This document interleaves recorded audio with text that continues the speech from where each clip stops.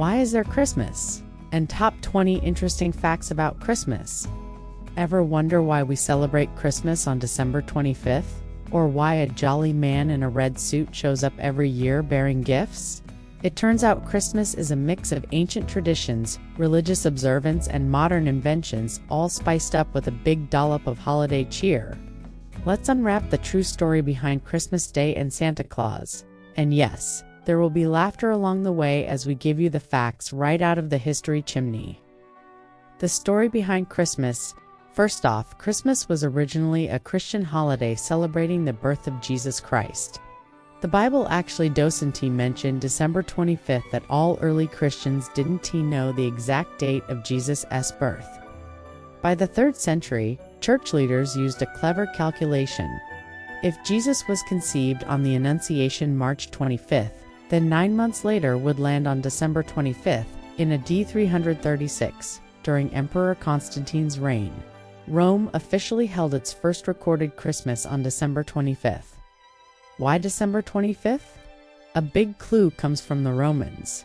That date was already celebrated as the Feast of the Unconquered Sun, marking winter solstice and the return of longer days. It immediately followed Saturnalia, a rowdy mid-December festival of feasting and gift-giving in honor of the god Saturn. By placing Christmas on December 25th, early Christians likely aimed to merge or replace these popular pagan celebrations with a Christian feast. In other words, instead of stopping the party, they let everyone keep enjoying the season now with a Christ-centered spin. Over centuries, many Christmas customs grew out of older winter traditions rather than the Bible. Decorating evergreen trees and wreaths, for example, was a common pagan way to celebrate life amid winter. Germany is often credited with popularizing the Christmas tree, which later spread around the world.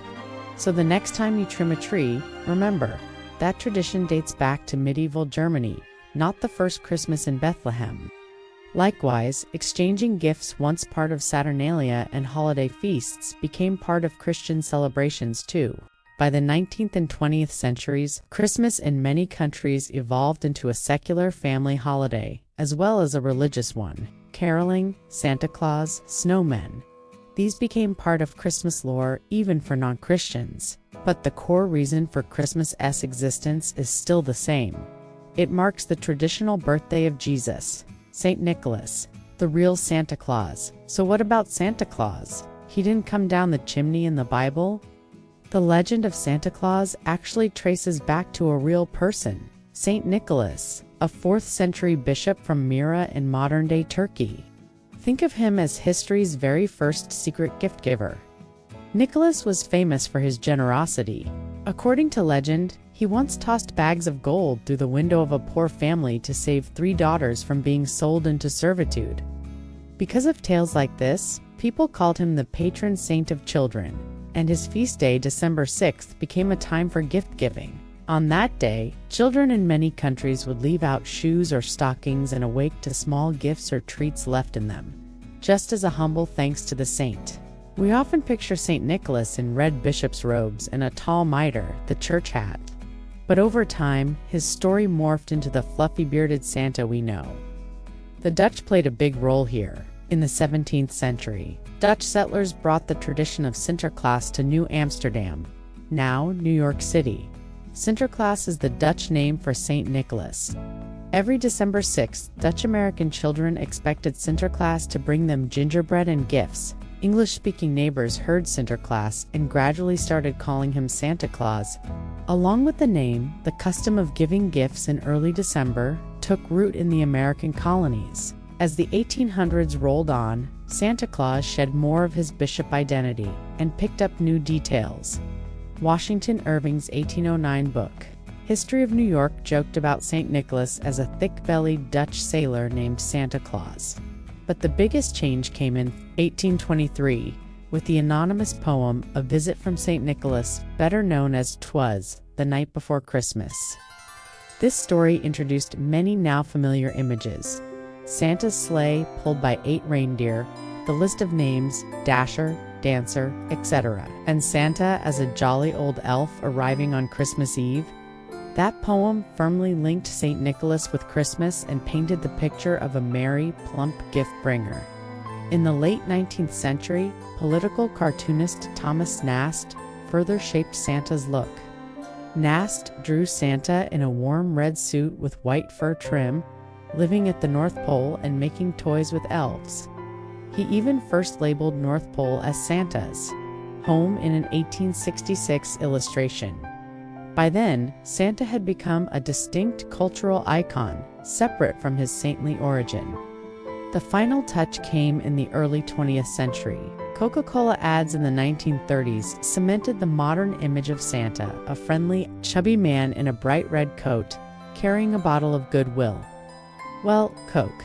Artist Haddon Sundblom's paintings of Santa drinking Coke were so popular that they set the template for how we still picture him today. In short, the Santa Claus of malls and parades is a blend of the real St. Nicholas, folklore, poetry, and marketing, all celebrating the spirit of giving. Christmas today, blending tradition and fun. So, to sum up, Christmas began as a Christian celebration of Jesus' birth, set on December 25th by the early church, probably to match up with Roman winter festivals.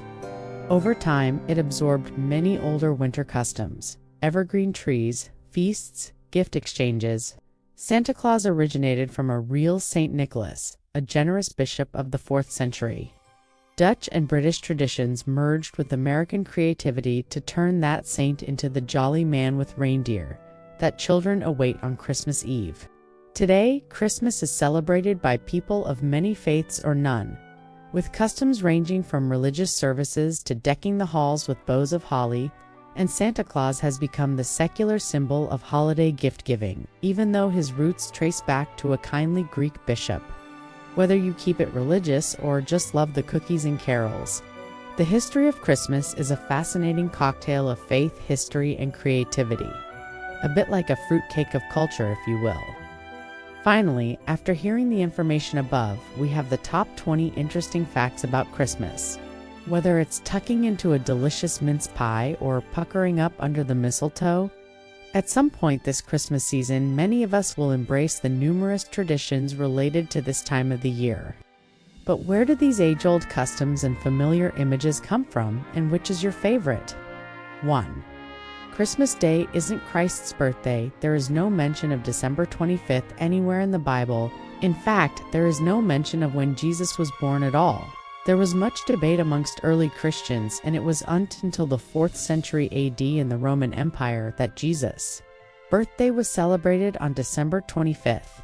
The most popular theory as to why this date was settled on is that it was borrowed from pagan traditions that already occurred on that day. 2. Boxing Day is actually about boxers. Multiple theories abound as to how this bank holiday received its name. The most popular theory suggests it was traditionally a day when servants had the day off to visit their families. Their employees would send them home with Christmas boxes containing money, gifts, or food to thank them for their reliable service throughout the past year. 3. Christmas doesn't take Christ out of Christmas. In fact, X comes from the Greek letter chi, which happens to be the first letter of the Greek word for Christ, chi rho iota, sigma, tau g sigma, and Greek was the original language of the New Testament. The word was simply created as an abbreviation and was first used in the mid-1500s for Santa doesn't wear red because of Coca. Contrary to popular belief, Father Christmas's red coat was not the creation of a clever Coca-Cola advertising campaign. Before the company had even been invented, Saint Nick was being depicted in multiple books and illustrations wearing a scarlet coat.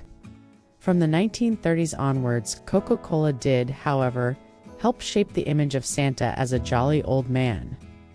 5. Christmas trees have pagan roots. During the time of the winter solstice, pagan homes would be decorated with evergreen branches in the hope of scaring away evil spirits and to remind the occupants that spring was just around the corner. This tradition survived the conversion to Christianity, and during the 16th century in Germany, devout Christians began bringing Christmas trees into their homes.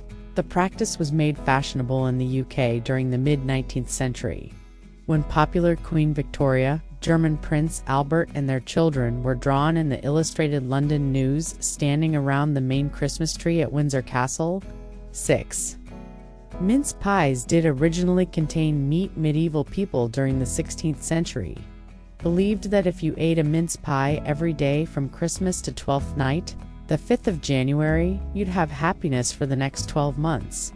These pies were known as Christmas pies and contained anything from rabbit to mutton, pigeon to pheasant.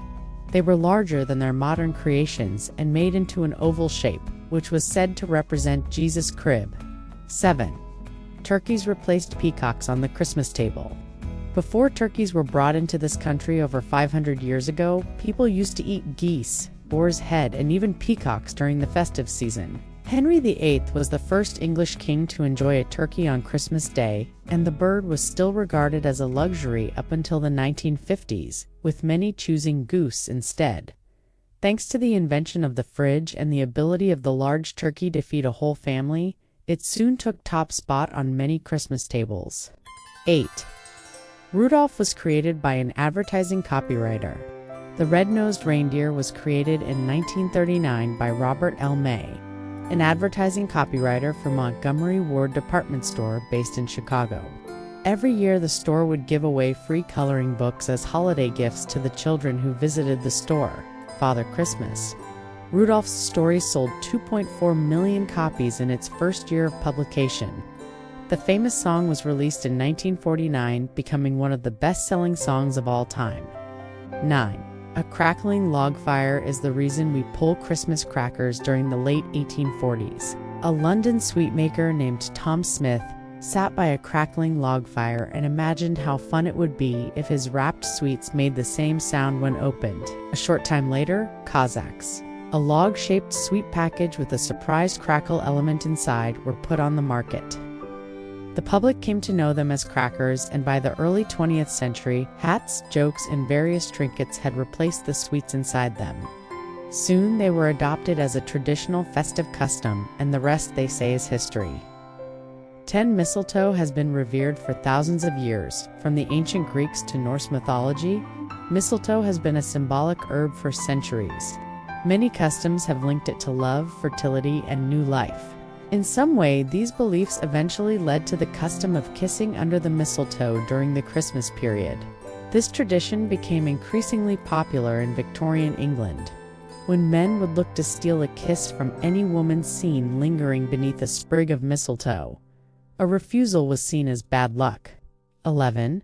Christmas was banned in Britain back in the mid-17th century. The Puritans, who decame to power after the fall of Charles, regarded Christmas as too decadent, too hedonistic, and too Catholic. So, they banned it, much to the annoyance of many Brits who promptly rioted. As one pamphleteer put it, "Thus are the merry lords of misrule suppressed by the mad lords of bad rule at Westminster."